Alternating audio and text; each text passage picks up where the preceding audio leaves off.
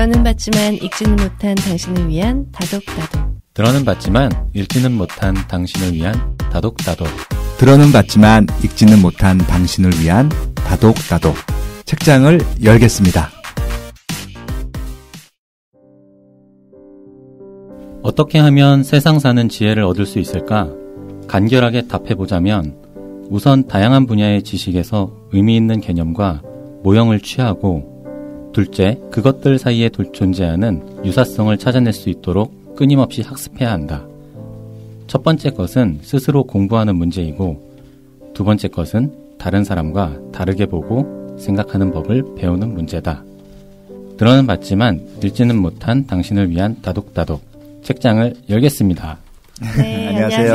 안녕하세요. 네, 안녕하세요. 네, 새로운 목소리가 한 분 더 계시죠? 아니, 지금 조금 있다가 네, 조금 있다가 소개해드리도록 저희가 이렇게 하고요. 할 얘기가 오늘 좀 있죠. 네네. 저희 4월 청취 다운로드 수가 네. 124만? 네, 130만을 향해 가고 있습니다. 네. 누적 뷰. 5월도 지금 거의 130만을 향해 가고 5월은 있고요. 더 많죠. 아직 네. 올해 안 끝났는데도. 이게 무슨 네네. 일인가요? 네. 뭐 정상적인 궤도죠. 뭐 정상 궤도에 오지 않았을까? 그렇게 얘기를 해봅니다. 네. 청취해 주셔서 정말 감사합니다. 감사합니다. 네. 네, 이번에 또 메일 온 게 있어가지고 예, 맞아요. 소개를 좀 해드리려고 하거든요. 네. 네.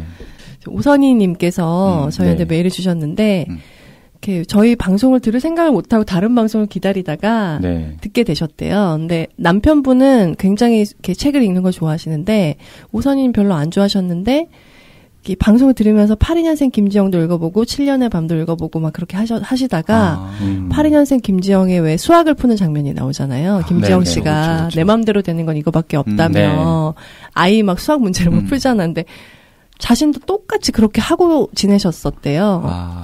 그래서 와 그걸 보고 너무 놀라고 네. 굉장히 감동도 받고 많은 생각을 하게 되셨다면서 다독다독에게 되게 감사한다고 그런 메일을 주셨어요. 그래서 또 선물 보내드렸고요. 네. 아, 혹시 저기 수학 문제집 보내드린 거 아니죠? 네, 근데 수학 문제를 굉장히 완전 취미처럼 풀고 계시고 동호회 활동도 하시는 듯한 진짜 수학 느낌? 문제 보내신 거예요?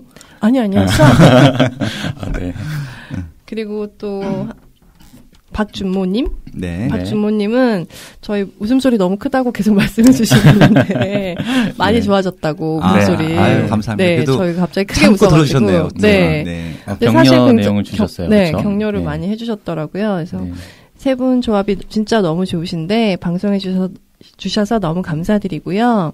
그리고 빠숑님은 이렇게 집 살까 말까 고민할 때 도움 많이 주셨다고 방송으로 타 방송 네, 부동산 클라우드에서 네. 이렇게 듣고 네. 사셔서 큰 도움 됐다고 하시고요. 네. 드리머님은 준모님도 IT 종사자시래요. 아유, 그래서 되게 반갑습니다. 반갑고 또 이렇게 눈높이가 잘 맞아서 좋다고 그러고요. 또 저한테는 모놀로그 이런 책이야를 잘 듣고 계신다고 하시네요. 네. 야.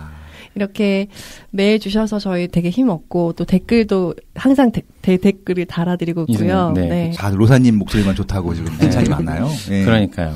그래서 감사한 분들 좀 소개해드렸고요. 네. 예, 이제 본격적으로 저희 오늘 게스트부터 네, 소개해드리고 소개를 할까요? 네. 네네. 네. 오늘 이 자리에 김철광님께서 나와 계세요. 네, 필명으로는 바람의 숲이라는 네. 필명을 사용하고 계시죠. 네. 보수적인 투자자는 마음이 편하다라는 네. 다음 카페를 운영하고 계시고요. 네. 오랫동안 투자를 해오신 분이라고 하는데 너무 대단하게 자신을 소개해주지 말라고 말씀하셨어요. 그래서 굉장히 많이 막 부풀리고 싶은데. 그냥 네. 요거 한 말씀만 드리면 될 것 같아요. 2007년부터 카페를 만드셨고 네. 지금까지도 계속 투자를 하시고 네. 글을 계속 올리고 계신 분이세요. 그래서 저희가 막 네. 이분은 도대체 누구신가 네네. 찾아보니까 또 책에도 소개까지 됐더라고요. 진짜 돈 버는 고수는 누구인가 뭐 이런 책이 네네. 있으면 거기에 이제 막 소개도 되어 있고 한 걸 발견했었거든요. 아, 그래요? 네. 그런 분이시더라고요. 그리고 이제 이런 주식 관련 책 보면은 추천사를 많이 쓰잖아요. 네. 그래서 추천도 꽤 여러 권 많이 쓰셨어요. 네. 그러니까 최근에 기억나는 게 이제 워런 버핏 바이블이라고 되게 좋은 두꺼운 책이 있는데 네. 거기도 추천사도 길게 써주셨고요. 심지어 오늘 하는 책의 추천사도 써주셨던 분이기도 네. 하고요. 네. 김철광님을 소개합니다. 와. 반갑습니다. 이 팟캐스트 처음 하는 거여가지고 엄청나게 떨리는데요. 네. 분위기가 좋아서 그냥 해보겠습니다. 네, 편안하게 편한 말씀하시면 마음으로 돼요. 하시면 됩니다. 네. 네. 그리고 아까 다음 카페가 아니라 네이버 카페입니다. 제가 다음 네. 카페라 그랬어요? 네, 네. 다음, 네이버 저 카페. 가입도 옛날부터 했었는데 진짜. 어떻게 하지? 네, 네이버 카페입니다. 네. 회원 수가 어느 정도 돼요? 지금 거의 5만 가까이. 네. 저 안 봐서 잘 모르겠는데 한 몇만 명은 될 겁니다. 네. 예. 몇만 명. 지금 한 4만 9천 넘어서 5만 향해 네, 가고 5만을 향해 있으시더라고요. 가고 있더라고요. 네, 5만 명으로 그럼. 네. 그리고 저는 이제 페이스북을 통해서 알게 됐고요. 정말 재밌어요. 한번 그러니까 이게 주식을 떠나서 인간적인 궁금증이 생기게 하는 그런 네. 페이스북 그 포스팅을 많이 올리고 있고요. 그리고 최근에는 또 유튜브 네. 채널을 통해서 또 주식에 대한 얘기를 또 좋게 네. 또 전달하고 있습니다. 본인 네. 성함으로 채널 만드셔서 하고 예, 계시죠. 예. 김철광 검색하면. 뭐 페이스북이든 다음이든 네이버든 뭐 유튜브든 검색하시면 좋은 또 주식 관련 또 정보도 얻으실 수 있을 것 같아요. 네. 네. 뭔가 더 좀 드러나지 않은 네. 그런 분인 것 같은데 네, 이야기를 해보면 네. 어떻게 투자를 해오셨고 공부해 오셨는지 알 수 있을 것 같습니다. 네. 그리고 이제 이 친구를 좋아하는 이유는 책을 추천한 거 보세요. 현명한 투자자의 인문학이거든요. 네. 그러니까 이제 어떤 분들은 뭐 뭘 팔기 위해서 보통 이런 SNS를 보통 하시는데 저도 그렇지만 그냥 이게 좀 즐겁고 재밌고 사람들과 커뮤니케이션 하는 게 좋아서 하시는 분들이 있거든요. 저랑 같은 과예요. 네. 그래서 제가 좀 주식계 빠숑. 이러면 기분 나빠지겠나요? 아유, 저보다 훨씬 훌륭한 분이세요. 네네. 그 이번에 지금 현명한 투자자의 인문학을 책을 선정하게 된 이유가 궁금합니다. 좀 엉뚱한 얘기를 먼저 좀 한번 해볼게요. 지금 네네. 지금 영화 개봉하고 있는 영화 중에서 청년 마르크스라는 영화가 있는데 다들 안 봤을 거예요. 네, 안 봤습니다. 네. 지금 저는 지난주에 그 잠실에 가면은 월드타워점에서 거기서 하고 있거든요. 네. 그래서 저는 학교 다닐 때 마르크스 이쪽을 공부를 좀 했었어요. 흥미가 좀 있어가지고.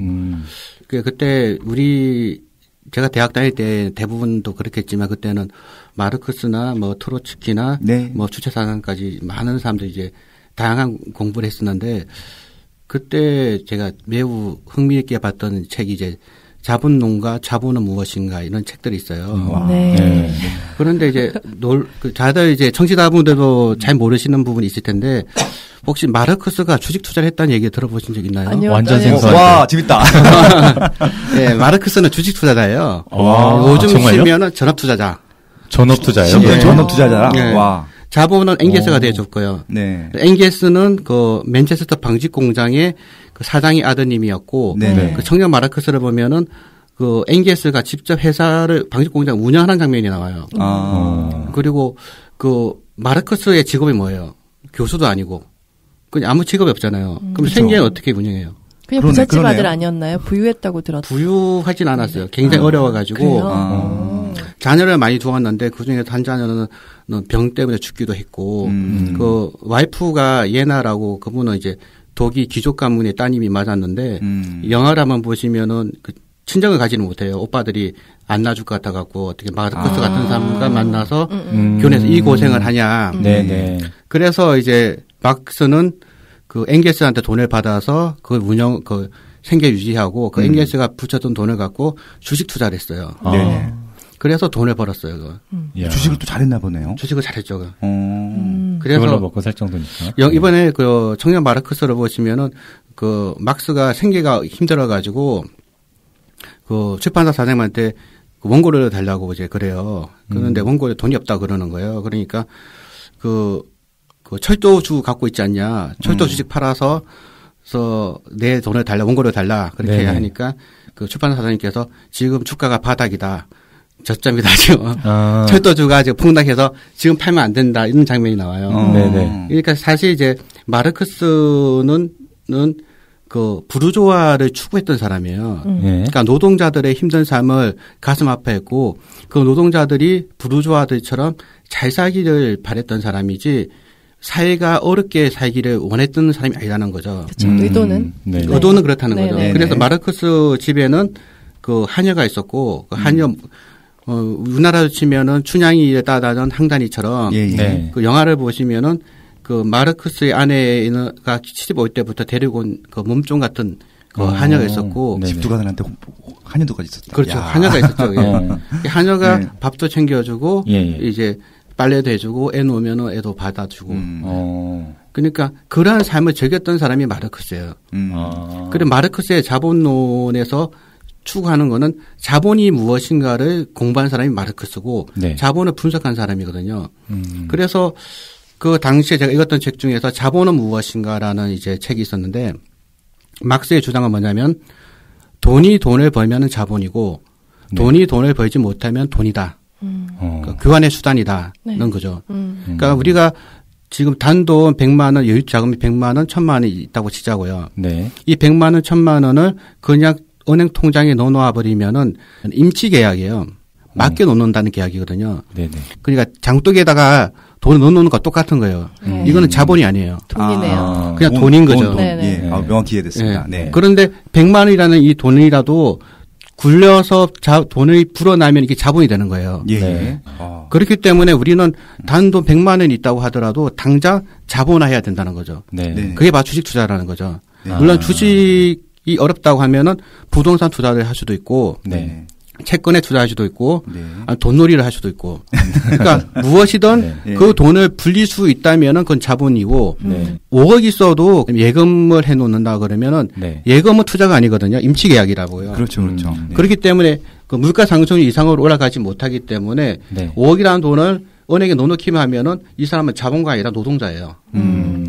그리고 그 자본이 돈을 불리지 못하기 때문에 자본주의 세상에서는 부자가 영원히 될 수가 없는 거죠. 그래서 마르크스가 주장했던 주식 투자를 해서 여러분들도 부자가 되라는 거를 설파를 하는 건데 이 막스의 이 자본론이 레닌과 그 이후 세대를 거치면서 독재가 되면서 변질됐다는 거죠. 원래는 그게 아닌데. 원래는 의도는 그게 아니라는 거죠. 그래서 박영미 시인의 그 시 중에서 그런 시가 있잖아요. 그 막스가 있기 전에 맨체스터 공장에서 피기도 전에 저물어가는 노동자를 지극히 슬퍼했던 한 인간이 있었다라는 이제 시가 있는데, 그러니까 막스가 의도했던 거는 노동자들도 부자가 되는 삶, 노동자들도 가정부를 거느리고 애들은 음악도 가르치는 부르주아적 삶을 살기를 원했던 거고, 그렇게 하기 위해서는 주식 투자라든지 어떤 투자를 해야 된다는 거예요.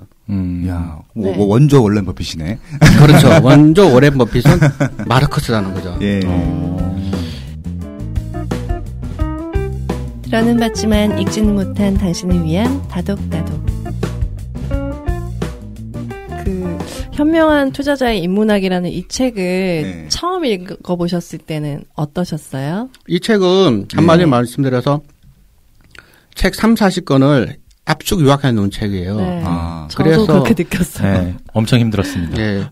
한 챕터 한 챕터들이 다른 책에서 한 권 500페이지짜리를 20장을 요약을 해 놓으니까 많은 책을 읽지 않은 분들이 보면은 굉장히 좀 어렵게 느껴질 수가 있는데 반대로 이 한 책만 이제 독파를 하시면은 이제 50권을 읽은 효과가 있다 이거죠.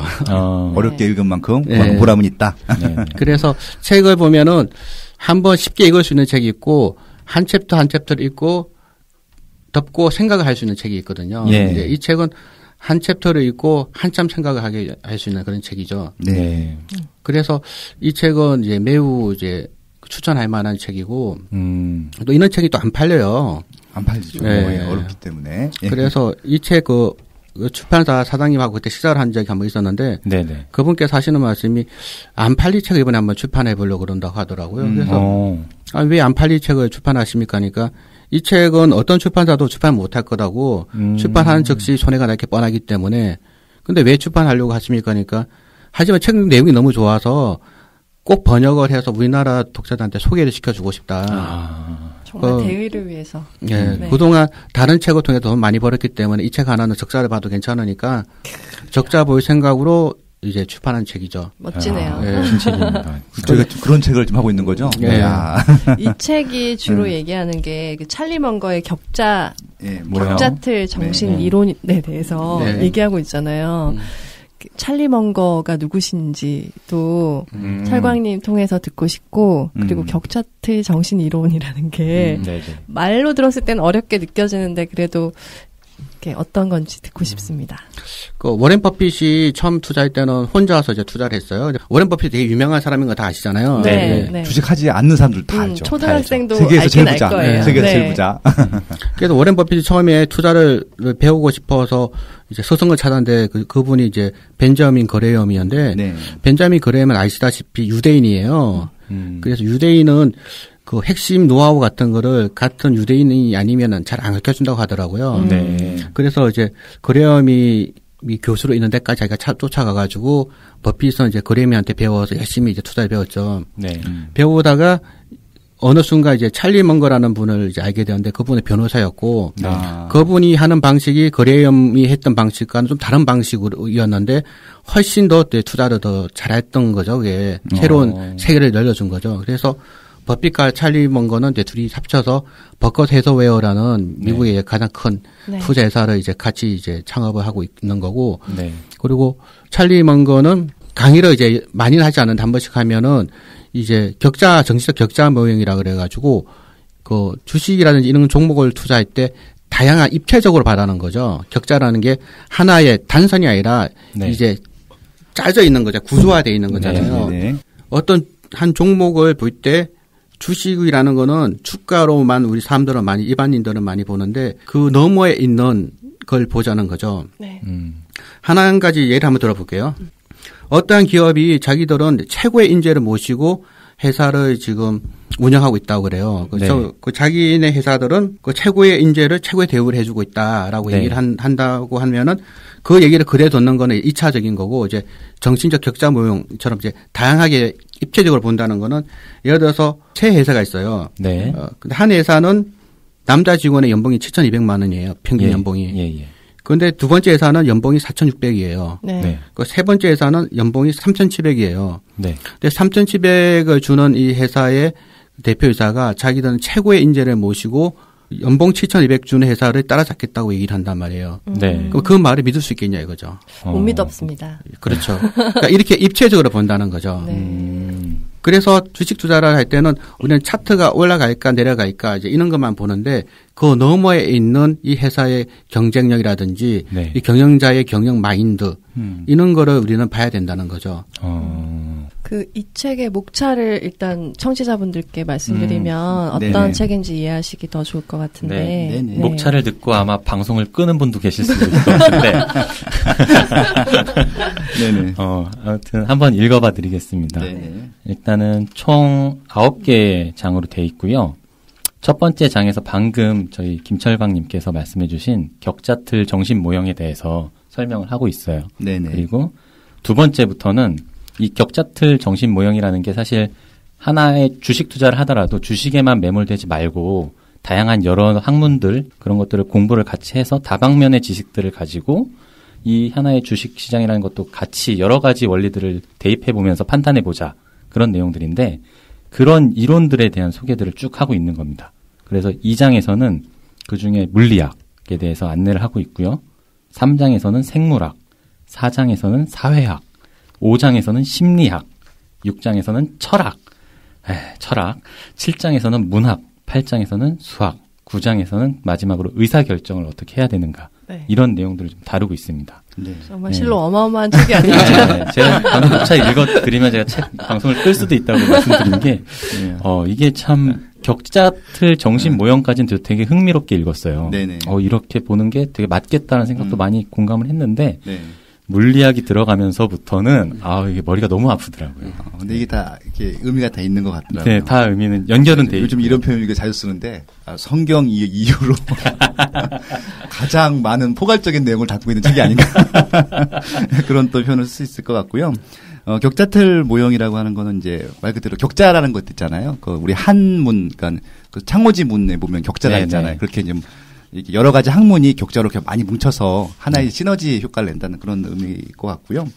여기 지금 찰리 먼거하고 보면 이제 워렌 버핏 얘기가 나오는데 네. 지금 아까 이제 김철광님께서도 말씀하셨지만 이제 벤자민 그레엄이 두 분 다 제자잖아요. 어떻게 보면은. 네. 근데 이제 벤자민 그레엄도 마찬가지고 워렌 버핏도 마찬가지고 가치 투자자라고 보통 해요. 그래서 이제 현명한 투자자라는 또 책이 있어요. 원래 원전이 되게 유명한 책이 있는데 보면은 안전마진이라는 개념이 나오는데 네. 그러니까 이제 이미 살 때부터 그 마진을 확보하고 사는 거예요. 네. 예, 그게 이제 원래 버핏이나 벤자민 그레햄의 방법인데 찰리 먼고 같은 경우는 조금 다른 게 미래 성장 가능성을 더 봐요. 그러니까 지금 산 가격보다 더 올라갈 가치가 있다라고 하면은 그게 이제 하나의 또 방법이 되는 거죠. 그러니까 두 가지가 접목된 회사가 바로 버크셔 해서웨이라는 것들이고요. 그래서 네. 그렇게 하기까지는 단순하게 그냥 주식만 봐서는 안 되는 것들이고 지금 임철원 교수님 말씀하시는 것처럼 그 산업이 혹은 그 기업이 갖고 있는 여러 가지 좀 뭐 인문학적, 뭐 사회 자연과학적, 사회학적 이것들을 다 종합적으로 생각을 해봐야지 좋은 이제 투자할 수 있다 그런 얘기인 것 같아요. 네. 네. 김철강님. 네. 주식하려면 이렇게 공부를 많이 해야 합니까? 얼마나 공부를 하셨습니까? 근데 그 책 중에서 이제 피터 린치라는 분이 있어요. 네. 위대하신 투자자분들 하나. 네, 그분이 이제 종목을 그 16타를 갖고 10배 간 종목들을 발굴한 노하우를 자기 딸한테 배웠다는 거예요. 딸이요? 딸한테요? 네, 딸이 아빠한테 아빠 요즘 이 청바지가 너무 유행해 하면서 이 청바지를 이제 뭐 자랑하길래 그 청바지 만든 회사를 찾아봤더니 네. 매우 괜찮다라는 거죠. 네. 그렇죠. 그래서 투자라는 게 어렵게를 본다면 어려울 수도 있는데 그 쉽게 본다면 매우 쉬운 투자 아이디어가 있는 거죠. 그래서 피터 제 책에 보면은 이제 소방관 얘기가 나오는데 맨체스터에 있던 어떤 소방관이 있었는데 그 소방관이는 이제 그 지역에 불을 끌어 다니잖아요. 그렇죠. 불을 끌어 다니다 보니까 어떤 공장에서 계속 건물이 짓고 있는 거예요. 네. 사람들이 분주하고 그래서 그분은 그 소방관은 저 회사가 너무 잘 되나 보다. 계속 지켜보다가 저 회사 주식을 사면 어떨까 싶어서 주식을 샀더니 이제 큰 부자가 되었다 이런 얘기가 있거든요. 네네. 그러면은 많이 사셨나 보다. 네. 저는 쉽게 얘기해서 저 최근에도 산 주식 중에서 큐브 엔터라는 회사가 있어요. 페이스북에서 혹시 네, 아이유 회사인가요? 아니 저기 요새 신규 여자 걸그룹 있어요. 글 봤어요. 그 여자 아이들이라는 이제 걸그룹이 있는데 라타타라는 음악이 지금 지난주에 그 차트 1위를 했더라고요. 그런데 그거 듣고 나온 지 20일밖에 안 된 걸그룹이거든요. 네. 그래서 우리 딸한테 물어봤어요. 그 여자 아이들이라는 그룹이 있는데 라타타 어떻게 생각하냐 했더니 그거 재수없다고 그러더라고요. 왜 재수가 없대요? 여자 중학생이 될 딸이에요. 중학생이 보면은 방탄소년단만 좋게 하셨구나. 남자들을 좋아하더라고요. 그래서 네네. 아빠 큐브 엔터 투자했구나 그러더라고요. 그래서 그 투자하려고 그런다 했더니 아빠 걔 말고 펜타곤에 빛날이라는 음악이 있는데 그게 큐브 엔터에서 자기 친구들이 엄청나게 많이 좀 듣고 있다는 거예요. 와. 그래서 다 몰라요. 우리 모르죠. 이런 투자 아이디어를 딸 아니면 누구한테 배우겠어요? 그러니까 딸한테 배우는 거 맞네요. 그래서 아까 말한 자식 낳기 잘했어. 정신적 격자 모형이랑 입체적으로 본다고 그러고 그쵸. 이제 다양한 문학이 융합돼야 된다고 했잖아요. 대중문학까지도 볼 수 있네요. 그렇죠. 예. 그런데 엔터주인 어떤 라타타라는 음악이 인기가 있는 건 내가 그거 왜 제목이나 뮤직비디오를 봤더니 정말 저는 이문세가 아니면 재미가 없더라고요, 이게. 이문세. 그런데 이제 애들은 좋아하는 거예요. 그래서 1등을 하는 건 팩트고요. 그리고 펜타곤의 빛나리 같은 경우도 차트 역주행을 해서 이제 100등 정도 하던 게 요즘은 이제 상위권 올라오고 있더라고요. 그렇죠. 그렇다면은 이 회사는 돈을 이제 많이 버는 게 맞는데 우리가 봐야 될 거는 회사가 이미 다 그는 게 다 반영이 되어서 비싸면 안 되잖아요. 네. 근데 시가총액을 보니까 제가 처음 샀을 때 한 700억 정도 이렇게 하더라고요. 네. 시가총액이. 네. 그런데 이제 우리 뮤지컬이나 음악 같은 공연 보시면은 표값이 한 장에 10만 원 정도 하거든요. 네. 그렇죠. 네. 우리 애들 한번 가자 그래서 가면은 한 10만 원 달라 그래요. 네. 콘서트표. 네, 콘서트표가요. 그러면 그거를 10만 명이 본다면은 매출이 얼마죠, 이게? 10만 원짜리가 10만 명이면 100억이에요. 간단하네. 네, 간단하죠. 100억 벌기 간단하네요. 100억 벌기 간단하죠. 그래서 예전에 빅뱅인가 이런 친구들이 일본 가가지고 공연했을 때 맞아요. 그때 66만 명인가 이렇게 동원했다는데 거긴 더 비쌀 거 아니야 또. 그렇죠? 더 비싸죠. 네, 근데 일본이니까. 그냥 프리하게 그냥 쉽게 생각해서 그냥 10만 원씩이라고 해도 66만 명이면 660억이에요. 와. 어마어마하네요. 네. 네. 그래서 이러한 이제 걸그룹 하나가 뜨면은 매출이 폭발적으로 증가할 수가 있다는 거죠. 근데 우리 아이들이 그룹이 6명이거든요. 6명인데 우리나라 사람 3명하고 중국 사람 1명, 대명 사람 1명, 뭐 그리고 어디더라? 태국인가 그쪽 하는 게 하고 있는데 이런 거는 저보다 우리 딸한테 물어보면 자이자이자이 더 잘해요. 네네. 그래서 이렇게 주식 투자를 하다 보면은 밥 먹을 때마다 이제 애한테 물어보는 거죠.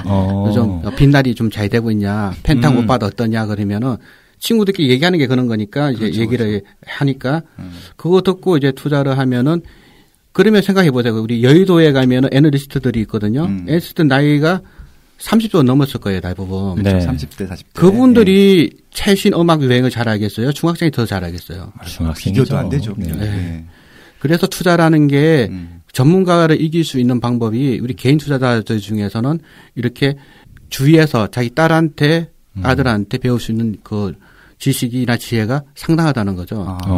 아까 처음에 마르크스도 애를 많이 낳았다 그랬죠? 그렇죠. 그래서 주식을 잘했구나. 다양한 연령층의 애들이 있어서. 아니, 저는 이제 임철광님께서 페이스북 통해서 그 큐브 멘트를 추천해 주신 적이 있어요. 그거 노래 추천해 주면서 뮤직비디오를 봤는데 한 번 보고 그냥 반했어요. 그래서 그래요? 얘는 뜨겠구나 싶었어요. 여자친구들? 네, 너무 예쁜 거예요. 여자아이들. 미안합니다. 검색했더니 아이들 하면은 이제 관련 검색 여자아이들이 나와요. 그래서 그냥 바로 보고 한 3번 연속 봤어요. 너무 재밌었어요. 아, 정말요? 주식은 사진 않았습니다. 그러니까 중요한 건 단돈 100만 원이라도 자본화하기 위해서는 바로 해야 된다는 거죠. 네. 자본화 오늘 중요한 용어를 배웠습니다. 근데 이만큼 듣고 나니까 이제 그럼 나도 이걸 사야 되나 이런 생각하시는 분이 혹시라도 계실까봐 어떤가요? 지금은 지난 거죠. 큐브 엔터테인먼트 사시는 분 지금 살려고 하시는 분 있어요. 말씀을 좀 해주세요. 혹시 지금 이미 너무 열심히 말씀하셔가지고 스마트폰 켜신 분 계실 수 있으니까 주식을 적지 사시면 되겠습니다. 정말요? 예. 그럼 잠깐 방송 끊고 저희부터 좀. 아니, 그러니까 김철광님께서 추천하신 주식은 안 파는 주식이에요. 그러니까 충분히 지금 가치가 저평가됐다고 판단하는 거죠. 가치 투자자 입장에서 보면은. 그래서 제가 여기서 중요한 말씀 하나 드려야 되는데요. 제가 당장 월요일 이 방송 월요일 나올지 모르겠는데 적시 사시면 됩니다. 그런데 중요한 거는 뭐냐면은 꼭 분산 투자해라는 거예요. 근데 올인하지 마라. 이 분산 투자는 우리 그뭐 빠송님이 그 올인하지 말라는데 그건 한 면만 본 거고 분산 투자는 종목을 분산하는 것도 중요하지만 주식 투자에서 가장 중요한 거는 시점 분산이에요. 그러니까 멋지다. 큐브 엔터테인먼트 주식을 원래 당장 사는 거 좋은데 한 방에 사지 마시라는 거예요. 그래서 만약에 100만 원을 살 거라면은 월요일 날 당장 10만 원치만 사시고 그리고 음악 좀 들어보세요. 그리고 이게 되겠다 싶으면 10만 더 사시고 정말 뜰 것 같다 그러면은 또 10만 더 사시고 그렇게 한 달에 분산 투자를 하시면은 시점을 분산해 버리면은 손해를 보기가 매우 어려워요. 그렇죠. 어떻게 보면 적립식인 거네요. 일종의. 그렇죠. 네. 들어는 봤지만 읽지는 못한 당신을 위한 다독다독. 그래서 이 책에서는 이제 처음에 물리학이라는 이제 물리학 부분이 나오거든요. 처음 챕터가 물리학 학문이 물리학이었습니다. 그래서 이 물리학이라고 해서 보면은 균형 이론이라고 이제 나와 있어요. 맞습니다, 맞습니다. 네. 그래서 이 균형 이론이라든지 미래 예측이 어려운 이유 이런 부분의 핵심 부분은 뭐냐면은 그 기술적 분석 투자자들에 대한 어떤 그 잘못된 걸 지적하고 있는 거예요. 그러니까 기술적 분석가라는 이제 분들이 있는데 케이블 TV에 보면 대부분의 정권 방송들은 시점을 얘기하거든요. 이 시점에 사시면 됩니다. 이 시점에 팔시면 됩니다. 이 시점이 떨어지면 손절하시면 됩니다. 얘기하는데 가치 투자자들은 시점을 보는 게 아니라 종목의 가치를 보거든요. 근데 종목의 가치를 볼 때 전제는 이 어느 누구도 시점을 맞출 수는 없다는 거예요. 지금이 정확하게 바닥이다. 지금이 정확하게 천장이라는 걸 알 수가 없다는 거예요.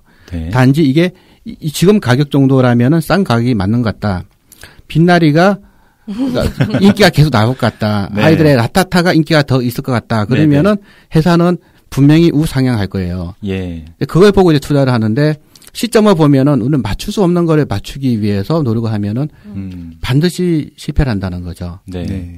그래서 물리학에서 말하는 이제 핵심적인 주장을 물리적으로 맞출 수 없다는 거예요. 그러니까 정확하게 그 시점을요. 그렇죠. 그러니까 사람들은 패턴을 자꾸 찾아요. 알 수 없는 패턴을 찾고 있기 때문에 주가라는 차트를 보여주면서 이 패턴은 헤더의 솔더형이라는 게 있는데 그게 어깨 머리형이거든요. 한국말로 네. 하면은. 네. 헤드 앤 솔드형 변형이 몇 가지가 있는데 네. 헤드 앤 솔드 네. 오른손 덜어형, 오른손 내리형. 네. 이게 뭐예요? 재밌다. 그러니까 전혀 맞지 않는다는 거죠. 맞지 않는 걸 가지고 네, 차트를 보면서 얘기를 하면은 네. 얘기를 할 수가 없어요. 이게 팟캐스트도 기술 분석가들은 할 수가 없어요. 왜냐하면 차트를 봐야 되거든요. 그건 가출자들은 차트를 볼 필요 전혀 없어요. 왜냐하면은 제가 유튜브에도 몇 개 글 올렸는데 제가 분석가를 올린 것 중에서 단 하나도 차트를 보면서 얘기하지 않아요. 네네. 가치를 보시고요. 네. 왜냐하면 이 기업이 정말 커질 기업인지 망할 기업인지만 안다면은 네. 결국 우리는 돈을 벌 수밖에 있는데 그런 말이 있어요. 이게 속도가 중요한 건 아니고 방향성이 중요한 거거든요. 네. 좋은 말입니다. 네. 이 기업이 돈을 버는 쪽으로 방향성이 맞다고 한다면은 어지간해 높은 가격에 사도 결국엔 돈을 벌 거고 네. 방향성이 틀리다면은 이제 어지간하면은 망하죠. 근데 예를 들어서 제가 그 큐브 엔터테인먼트의 여자아이들과 펜타곤 얘기했는데 네. 원로 이날 바로 펜타곤 한 명이 뭐 말걸 해폈다든지 그렇죠. 그럼 여자아이들 뭐 이상한 예측할 수 부부가 없는 있다. 얘기 이벤트. 예. 그런 게 있으면 이제 뭐 망하는 거죠. 예. 그래서 이제 그런 거를 보기 위해서는 자신만의 안목, 네. 이런 독서하는 팟캐스트가 되게 좋은 게 이게 책 읽기 힘들면은 이제 같이 이야기를 나누면서 배워야 된다는 거죠. 그래서 제가 필명이 이제 바람의 숲이라는 필명을 이제 썼는데 네. 제가 그 필명을 만들면서 그런 얘기를 제가 했어요. 그 좀 옛날 이야기이긴 한데 네네. 옛날에 그 장님이 있었대요. 눈이 안 보이는 사람. 장님. 네. 네. 그 시각장애자인 장님이 이제 친구 집에를 한번 놀러 갔는데 네. 친구하고 얘기하다 보니까 이 친구는 너무나 세상 이치에 밝은 거예요. 네. 경제도 잘 알고 미래도 잘 예측할 것 같고 네. 그리고 제가 좀 전에 말씀드린 것처럼 종목도 잘 추천해주고 네. 그래서 이 친구하고 술을 이제 마셨는데 너무 기분 좋게 마시다 보니까 술이 취한 거예요. 네. 그러니까 이때가 지금 아니라 아주 옛날 조선시대 때쯤 돼서 네. 그래서 이제 술을 좀 건강하게 취해서 집에 가려고 하는데 어두우니까 길을 갔는데 넘어지거나 다칠 수가 있잖아요. 네. 그러니까 이 친구가 그 호롱불을 하나 주더래요. 네, 이걸 네. 들고 집으로 가라고. 장님 네. 친구에게. 네. 그러니까 장님이 하는 말이 나는 이제 장님이니까 앞이 안 보이니까 호롱불이 있거나 없거나 난 들고 갈 필요가 없네 친구야 했더니 이 친구 하는 말이 너는 장님이지만 다른 사람들은 이 호롱불을 보고 너를 피해 갈 테니까 네. 그럼 너는 다른 사람하고 부딪힐 일이 없을 거다. 네, 네. 이렇게 얘기하더라는 거예요. 그렇죠. 네. 그래서 이 친구 말이 맞다 생각하고 역시 이 친구는 참 배려심이 좋구나 싶어서 네. 그 호롱불을 들고 이제 집으로 이제 걸어갔다는 거예요. 네. 그때 정말 삶이 안 부딪히는 거예요. 네, 네. 그러네요. 그래서 참 고마운 친구다 생각했는데 어느 순간 빵 부딪힌 거예요. 그래서 그 장님인 친구가 화가 나고 그 행위 보고 이 호롱불도 못 봤냐고 이 호롱불을 보면 날 피해가야 되지 않을까 소리쳤더니 그 부딪힌 사람이 불 꺼진 호롱불을 내가 어찌 볼 겁니까 이렇게 했다는 거예요. 그러니까 결국 투자라는 거는 자신이 볼 수 있는 안목이 없고 누군가가 종목이라는 얘기해 주면은 그 처음에 얘기해 줬던 사람이 투자 아이디어가 그 이후에 훼손이 되다면은 그 훼손된 걸 즉시 얘기해 주지 못한다면은 크게 손해를 보고 크게 낭패를 볼 수가 있다는 거죠. 그래서 그 큐브 엔터에 말한 이제 걸그룹 같은 경우는 이 걸그룹이 망인지 안 망인지는 우리가 금방 알 수 있잖아요. 네. 이게 오히려 더 안전한 투자라는 거죠. 그런데 좀 위험한 투자는 어떤 친구가 최신 반도체 장비 회사를 추천했다고 치자고요. 네. 이 회사가 삼성전자와 하이닉스에 정말 기가 막힌 장비를 납품하게 돼서 이번 2분기에 어닝스 플러스라는 게 분명하다. 네. 이 얘기를 듣고 투자를 했단 말이에요. 근데 네. 그 투자한 친구는 믿어 많은 친구였고. 그렇죠. 네. 그래서 투자를 했는데 그 투자한 이후에 장비에 아주 심각한 에러가 생겨서 네. 납품이 취소가 될 수가 있어요. 네. 네, 네. 그래서 어닝 쇼크가 날 수가 있거든요. 그렇죠, 그렇죠. 근데 이 모든 거를 누가 알 수 있냐는 거죠. 모르죠. 일반인들은 전혀 모르죠. 그러니까 처음에 투자했던 그 친구가 계속 연락하지 않는 한 네. 이 회사는 엄청난 위험한 회사라는 거죠. 하지만 인기 그룹이라든지 이런 네, 것들은 네. 금방 알 수 있잖아요. 네. 오히려 그게 더 안전한 투자라고 할 수가 있는 거죠. 아. 그럼 바로 빼야 되나요? 그런 일 생기면? 그런 일이 생기면 즉시 이제 팔아야죠. 손절매? 손절매를 하셔야죠. 예. 네. 아, 그렇군요.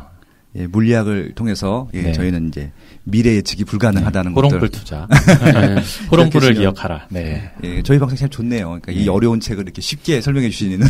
그러니까. 네. 예, 들은. 네. 사실 책에선 뉴턴부터 시작해서 미치는 줄 알았어요.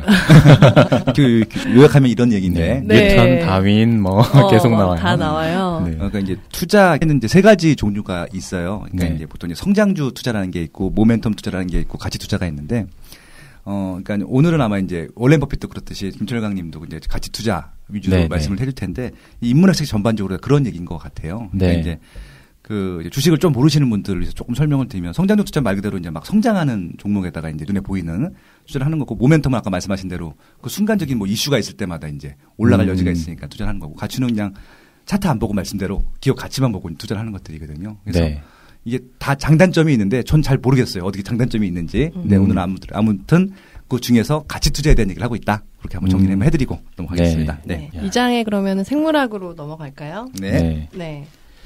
생물학을 쭉 보면서 느낀 거는 그 진화에 대해 다윈의 진화론을 네. 가지고 이제 쭉 얘기를 이끌어 가는데 결국 이런 그 생물학적 진화 같은 것들이 저희 뭐 사회 전반적으로 발생하는 뭐 경제 쪽이라든가 아니면 뭐 이런 주식 투자의 투자 세계가 발전해 나가는 모습도 그런 진화와 다 관련이 돼 있다. 이런 얘기를 하고 있는 것 같았어요. 이런 것들에 대해서 저희는 어떤 인사이트를 좀 얻을 수 있을까요? 그 주식을 잘 모르시는 분이니까 제가 좀 설명이 좀 곤란하긴 한데 한 가지 제가 말씀드릴게요. 무상증자라는 게 있어요. 무상증자. 무상증자. 예. 호재인가 약재인가요, 그거? 호재 아닌가요? 예, 그리고요.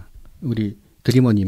저는 잘 모르니까 찍겠습니다. 저도 호재로 따라갈게요. 우리 빠송님. 나 호재 아닌 걸로 갈래요. 근데 그건 호재일 수도 있고 아닐 수도 있고 그렇지 않나요? 예, 이게 그 생물학을 말씀드리면서 무상증자라는 걸 제가 말씀드리는 이유는 그 무상증자는 호재예요. 호재예요? 예. 예, 주식수가 늘어나기 역시 답은 때문에. 바꾸지 말아야 돼. 그런데 호재에 돈을 날린다는 거죠. 왜 그러냐면은 네네. 예를 들어서 제가 아까 이제 큐브엔터를 얘기했으니까 큐브 엔터테인먼트 주식을 샀는데 어느 날 바로 무상증자 공시가 떴어요. 네. 100%. 그러면은 와 날아가겠다라고 생각을 할 수가 있죠. 그런데 반대로 빠질 수가 있어요. 그 왜 그러냐면은 그 주식시장은 진화를 하고 있거든요. 여기서 우리가 알아야 될 거는 효율적 이론이라는 거를 우리가 미리 공부를 하는데 시장 참여자들은 모두 다 효율적으로 움직이기 때문에 누구도 초과 수익을 낼 수 없다는 게 효율적 이론이거든요. 근데 그건 약형, 중형, 강형이 있어가지고 강형 효율적 시장에서는 누구도 초과 수익을 내지 못한다는 거고 약형 효율적 시장에서는 시장이 비효율적으로 변했을 때는 초과 수익을 낼 수가 있다는 거죠. 근데 이 무상증자라는 이 공시가 돈을 벌 수 있기 위해서는 이 공시가 미리 시장에 알려지지 않아야 돼요. 그래서 제 같은 경우는 제가 뜻하지 않게 저도 모르게 갑자기 무상증자라는 공시가 딱 뜨면은 어떻게 하냐면은 전자공시라고 있어요. 금융감독원에서 하는 그 전자공시에서 최근 1년 동안 무상증자 공시가 난 거 전부 다 검색해봐요. 그러고 난 다음에 무상증자가 났을 때 주가가 얼마큼 움직이는지를 다 계산해보는 거죠. 종목별로. 제가 예전에 실제 한번 해봤더니 1년 동안 무상증자를 한 경우에는 평균 한 달 동안 30% 정도 올랐더라고요. 그런데 특이한 거는 무상증자 공시가 남과 동시에 빠진 주식들이 있더라는 거예요. 그래서 그걸 왜 빠졌나 싶어서 또 다시 조사해봤더니 무상증자 공시 나기 2주 전부터 주가가 올랐던 거는 무상증자 공시와 동시에 주가가 빠졌고 무상증자 공시가 나기 전까지 주가가 잠잠했던 거는 무상증자와 동시에 30% 올라간 거예요. 그러니까 시장이라는 거는 생물처럼 움직인다는 거죠. 그래서 이 우리 생물학이라는 이 부분을 보면은 그 진화라는 부분이 계속 있는데 다윈, 다윈 얘기가 나오는데 이 주식시장에서 지금 살아남은 사람들은 이런데 좀 약삭 빠르게 움직였던 사람들만 살아남았기 때문에 예전에는 무상증자라는 공시가 뜨면은 전부 다 주가 올라갈 거라고 다들 이제 갖고 있다가 이제 손해본 사람이 나타나는 거죠. 그 사람들은 퇴출이 되고, 이제 저처럼 이제 약삭 빠른 사람들은 미리 딱 보고, 미리 올랐다 싶으면 이익 실현 바로 해버리고, 오른 게 없다 싶으면 이제 홀딩을 하는 거죠. 이게 생물학에서 이제 말하는 겁니다. 그러니까 그런 효율적인 선택을 하는 사람들은 미리미리 그 정보를 입수하고, 그 무상증자 소식이 들리기 전부터 그 정보를 입수해서 이제 다 사버리고 나서, 그 소식이 이제 딱 터졌을 때는 이미 그런 사람들은 살 만큼 샀고, 조금 덜 효율적으로 움직이는 사람들이 뒤늦게 참여하면서 떨어지는 이런 형태인 건가요? 정확히 말하면 효율적 이론이라는 거는 네. 주가에 모든 정보가 다 반영돼 있다는 거예요. 선반영이 이미 다 돼 있다. 그래서 이제 가끔 그런 말 쓰신 분이 계시는데 시장은 옳다라는 이제 말을 하신 분이 있어요. 네네. 그러니까 주가가 빠져 있는 거를 우리는 이 시장이 미스프라이싱이라고 갖고 잘못 가격을 책정한 거라면서 우리는 사고 있는데 네. 이제 기술적 분석이라든지 효율적 이론을 하시는 분들은 시장이 옳기 때문에 누구도 초과 수익을 낼 수 없기 때문에 네. 네가 어떠한 판단을 하더라도는 초과 수익을 내지 못할 거다고 이제 보는 사람들이 효율적 이론가들이거든요. 그래서 이제 아까 그 마송님이 지난번 예고편을 보니까 주식책이 엄청나게 많이 있는데 어느 책부터 읽어야 될지 모르겠다라고 얘기했는데 책부터 잘 보셔야 되는 게 네. 시장에는 이제 기술적 분석가들이 쓴 책들이 있고 그리고 기본적 분석가들이 쓴 책이 있고 네. 저와 같은 이제 가치 투자하는 사람들이 쓰는 책과 주장들이 있고 네. 또 하나 다른 종류가 이제 랜덤워커 투자 전략이라 그래서 효율적 이론을 신봉하는 분들이 있어요. 그분들이 쓴 책도 상당히 많이 있는데 그분들은 누구도 초과 수익을 낼 수 없기 때문에 시장 전체를 사야 된다고 주장해요.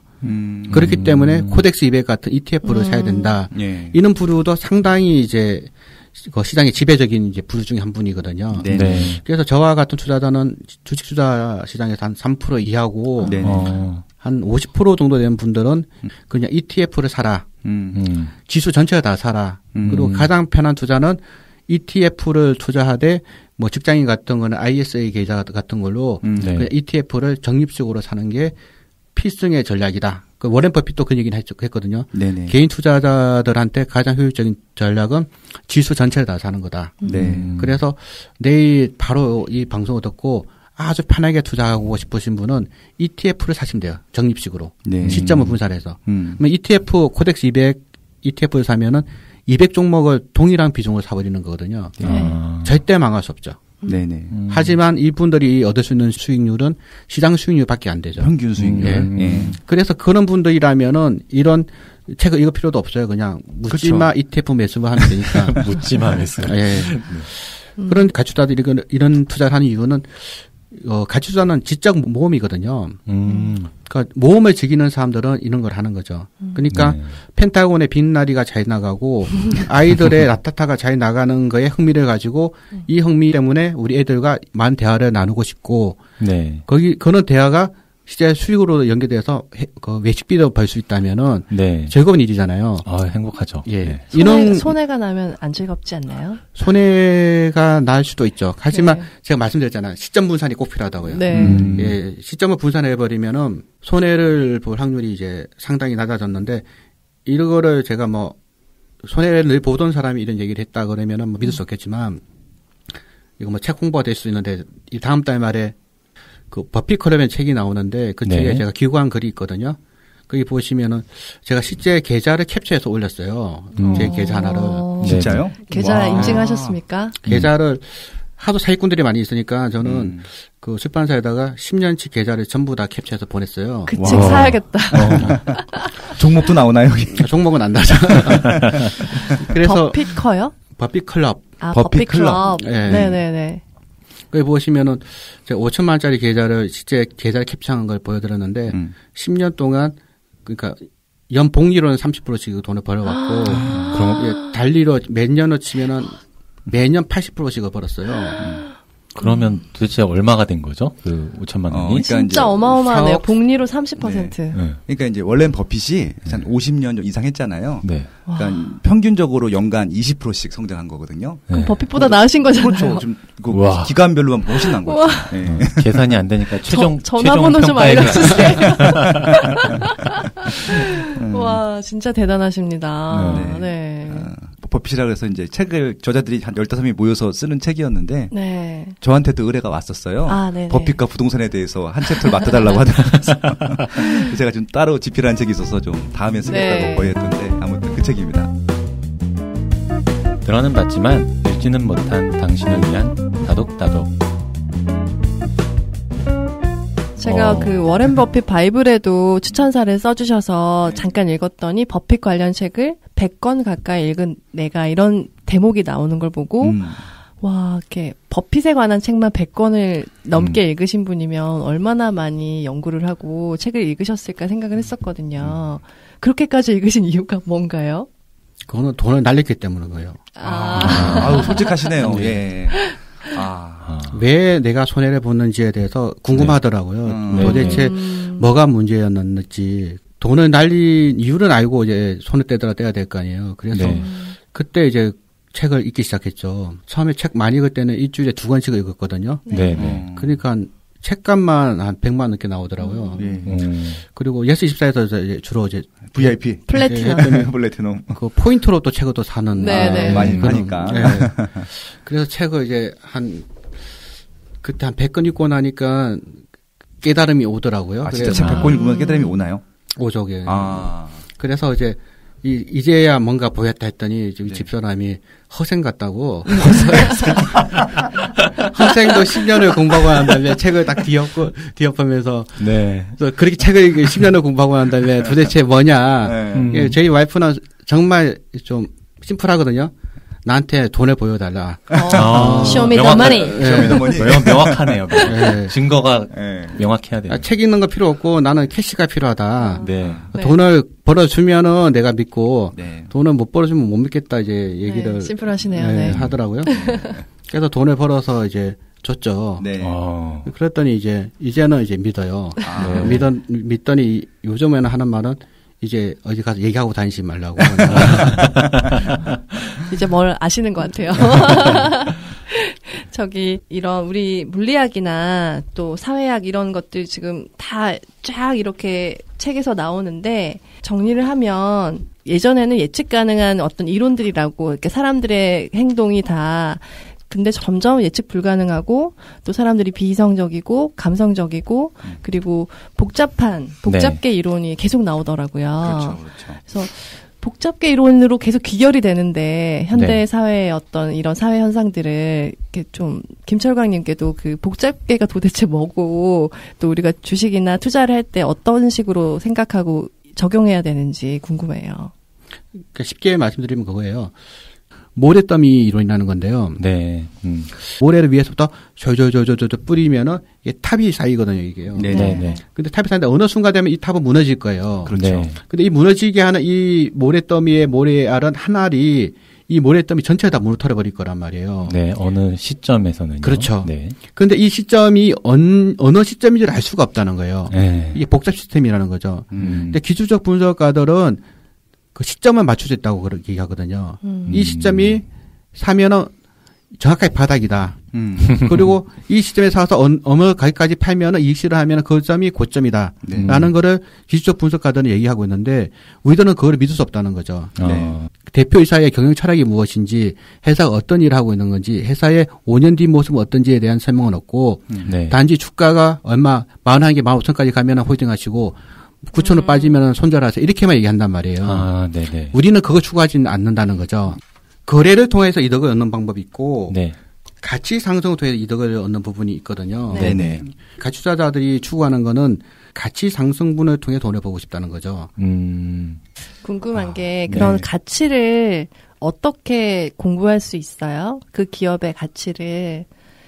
이 내용이 이제 이 책을 통해서 얘기하는 게 정말 어떤 가치와 투자 시점과 투자 대상을 결정하는 게 이 많은 학문들을 격자틀 정시 모형으로 만들어서 현명하게 선택한다는 얘기인데 좀 더 쉽고 좀 저희가 직접적으로 할 수 있게 어떤 투자 대상을 선택하고 그런 어떻게 하면 되는지 너무 궁금해요. 그러니까 이 기업이 투자할 만한 가치가 있다 없다를 어떻게 판단하냐 그런. 네. 저도 그게 되게 궁금한데 지금 시간이 벌써 맞아. 1시간이 다 돼가고 있어서 2부에서 이어서 가는 걸로 하고요. 네, 김철광님 모시고 지금 이 책 현명한 투자자의 인문학 진행하고 있는데 책 얘기를 많이 안 한 것 같긴 한데 여기 다 내용들이 다 포함되어 있는 겁니다. 물리학, 그렇죠? 생물학, 사회까지 다 있습니다. 지금까지. 이 책이 워낙 개괄적으로 그 학문들을 그려내고 있기 때문에 이 책을 굉장히 자세하게 다루기는 조금 힘들 것 같고 김철광님을 모신 만큼 철광님의 경험과 철학을 얘기 듣는 게 훨씬 좀 값진 시간일 것 같아서 이렇게 진행을 하고 그리고 있습니다. 또 이 책의 내용을 가지고 풀어주시잖아요. 네, 맞습니다. 책을 같이 읽은 효과가 있을 겁니다. 다음 주 책 예고 드릴게요. 다음 주 책은 마케팅 불변의 법칙인데요. 네. 주기훈님이라고 네네. 마케팅 전문가 분께서 나와서 개인 브랜딩이나 또 아티스트가 되고 싶은 분들 네. 그런 분들이 어떻게 하면 아티스트가 될 수 있는지 그런 얘기도 해주시고 네. 또 마케팅을 워낙 오랫동안 기업과도 하고 또 개인 브랜딩도 하고 하셔서 네. 요즘에 그런 개인 브랜딩에 대한 관심도 많은 것 엄청 많죠. 많잖아요. 네. 네, 그래서 저희부터도 당장. 네, 저도 좀 도움을 받고 싶고 네, 네. 그래서 모셔서 얘기 나누도록 하겠습니다. 네, 마케팅 불편한 법칙은 또 고전이고요. 네. 아마 마케팅에 관심 있으신 분들은 안 읽어보신 분이 없을 것 네, 같아요. 기본 서적. 일단 책이 얇아요. 좋아. 좋다. 네, 그럼 다음 네. 주에는 마케팅 불변의 법칙 주기훈님 모시고 대화 나누는 걸 하고요. 오늘 방송 1부는 여기까지 하겠습니다. 네. 감사합니다. 네, 2부에서 감사합니다. 뵐게요. 감사합니다. 네.